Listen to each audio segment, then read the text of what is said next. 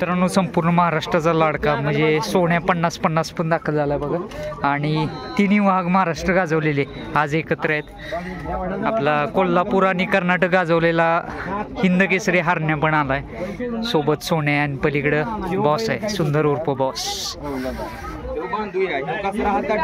इतिहासात प्रथमच असं घडतं की तिन्ही वाघ आज एकत्र आले. आणि मित्रांनो, सुंदर उर्फ बॉस या साईडला बांधलाय बघा.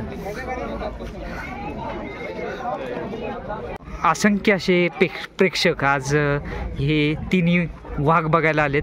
आणि बलाढ्यासारखे हत्तीसारखी बैल आज आपल्याला समोर पाहायला मिळतात.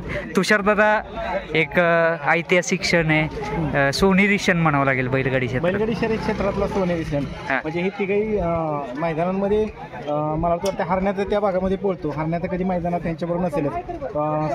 सप्तहिंद केसरी सुंदर आणि सोन्या बऱ्याच वेळा मैदानामध्ये आलेले आहेत बऱ्याच ठिकाणी एकत्र. मात्र ही तीन पण देखणी एकदम देखणी खिलार बैल तिघं पण एकदम आलेले ते एकत्र.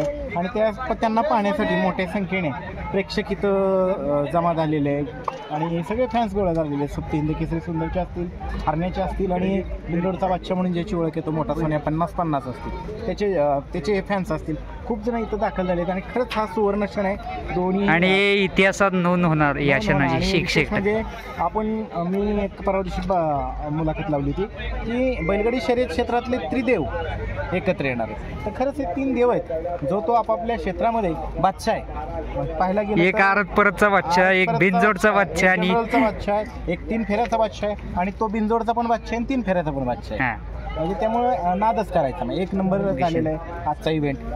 धन्यवाद.